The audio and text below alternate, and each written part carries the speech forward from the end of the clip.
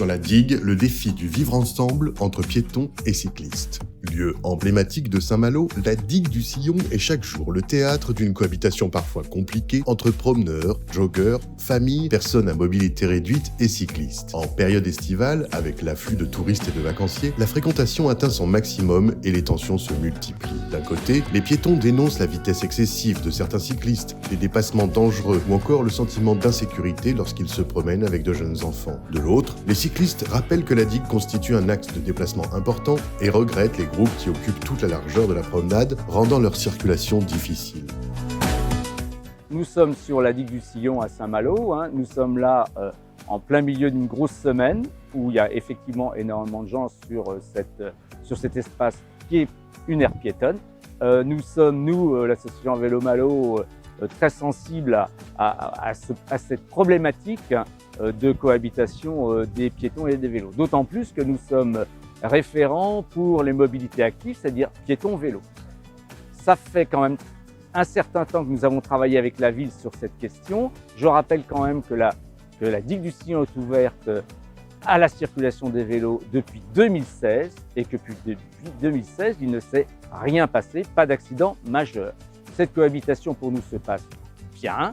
Nous avons eu plusieurs réunions avec la ville récemment, dont une réunion fin juin, et on a décidé de mettre à l'initiative de la ville d'ailleurs, de mettre ce qu'on appelle des blocs légaux, c'est-à-dire des blocs en béton, pour empêcher qu'il y ait un dispositif anti-intrusion pour les véhicules qui ne seraient pas des vélos ou de la circulation douce, et dessus mettre des messages. Je pense que ces messages qui sensibilisent quand même les piétons à la nécessité qu'ils se respectent avec les vélos, parce que les incivilités, elles peuvent venir des deux. Il peut y avoir effectivement des vélos qui peuvent aller plus vite, ou alors souvent c'est la sensation de dangerosité de la part des piétons qui effectivement est importante.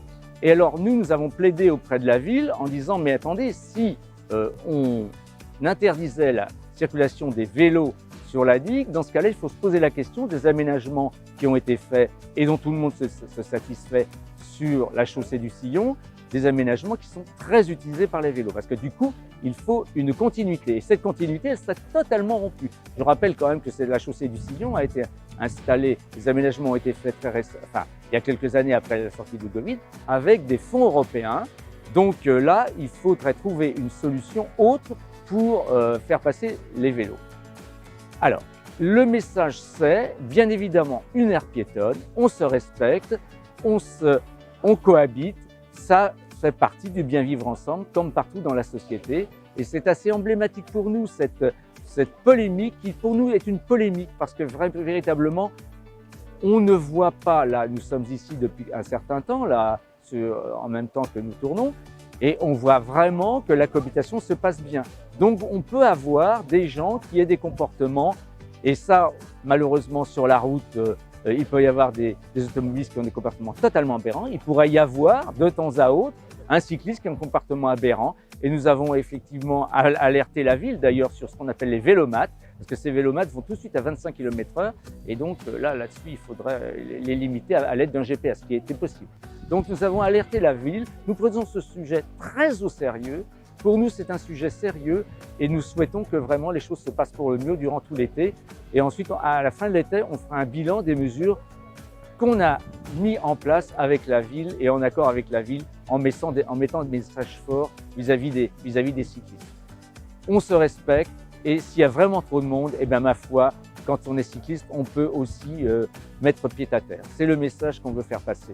Et nous sommes complètement raccord avec la municipalité de Saint-Malo là-dessus. On a fait des comptages aussi, et on a bien vu qu'effectivement, ma foi, il n'y a pas vraiment de problème. Cette opposition ne concerne toutefois qu'une minorité d'usagers. La grande majorité des Malouins et des visiteurs partagent la même envie, profiter de ce cadre exceptionnel dans le calme et le respect mutuel. Mais quelques comportements inadaptés suffisent à créer des conflits et à alimenter une polémique récurrente. Face à cette situation, la ville de Saint-Malo étudie régulièrement différentes solutions pour améliorer la cohabitation. Meilleure signalisation, limitation de la vitesse des vélos, sensibilisation des usagers ou encore adaptation des horaires de circulation selon les périodes de forte affluence. L'objectif est de garantir la sécurité de tous sans priver chacun de l'accès à cet espace public. Sous le Sillon, le lieu préféré, disons, des touristes et des Malouins, qu'on aime flâner au soleil. Mais beaucoup de problèmes actuellement à cause de l'affluence de trottinettes, de vélos, mélangés aux piétons. Personne ne se respecte, c'est un petit peu la chanlie. Et c'est déplaisant. Je me demande si on n'en arrivera pas au point certains soirs. Moi, je n'apprécie plus l'incorrection des gens et je monte vite dans les tours, c'est le moment de le dire, parce que je suis impulsive et que je n'aime pas du tout ce qui se passe. N'en parlons pas pour les trottinettes, c'est pire que les vélos parce qu'ils vont encore plus vite, ils sont encore plus effrontés et puis la plupart du temps, ils sont plus jeunes aussi, alors aucun respect pour les gens. Voilà, je pense que c'est en ce moment un problème important à Saint-Malo. Puisqu'on en entend de plus en plus parler, entre amis et tout ça, les gens sont fixés là-dessus et j'ai l'impression que le ton monte et j'ai peur qu'il arrive des fois des empoignades. Ça se fait. Autrement, j'ai rien de spécial contre les cyclistes. Ils sont comme tout le monde, hein. Ils aiment se balader comme ainsi, donc je les comprends aussi. Il y en a qui sont bien, mais pas tous. Au-delà des aménagements, le véritable enjeu est celui du vivre ensemble. La digue appartient à tous. Piétons comme cyclistes ont des droits, mais aussi des devoirs. Ralentir à l'approche des familles, utiliser une sonnette avec courtoisie, laisser de l'espace lors des dépassements, éviter d'occuper toute la largeur de la promenade ou rester attentif à son environnement sont autant de gestes simples qui favorisent une circulation apaisée.